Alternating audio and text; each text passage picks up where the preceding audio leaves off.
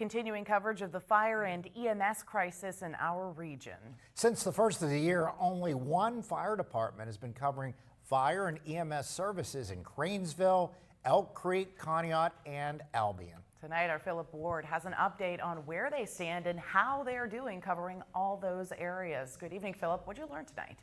Good evening, Mike and Emily. That coverage area is the most for a fire department in Erie County. So I asked their president how they're coping with that. But this story also includes a letter written from the Pennsylvania Attorney General's office.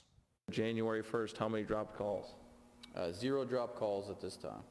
Meaning, despite the fact the Cranesville Fire Department has picked up a large amount of territory, they have not missed one 911 emergency call. And we could attribute that to the commission for the paid firefighter EMTs that they're fully funding at this time, that are available 24/7, 365, getting out the door.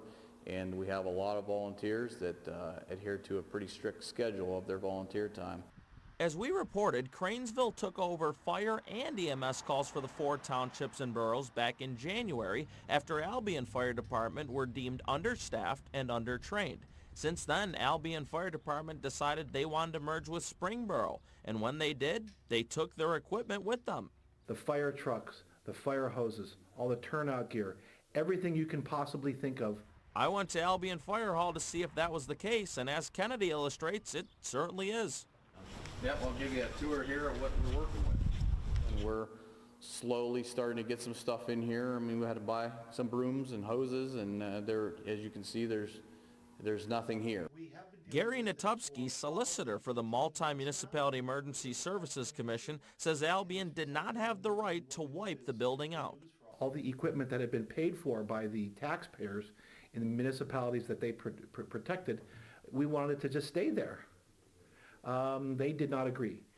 The Attorney General does. The letter asks that Albion Fire Department respond by June 30th, and if they do, Kennedy says it will only help members of the Cranesville Fire Department that live close to the Albion Fire Hall save lives. So they're going to be able to come right here and get a truck or an ambulance right out the door, and it's only going to be a benefit for the community. And Natupsky also told me that he's concerned about the assets being returned in intentionally damaged conditions. Now, I called Robert Ward today, who represents Albion Fire Department. I did leave him a message, still no word back, but when we do hear something, we'll definitely give an update on the situation.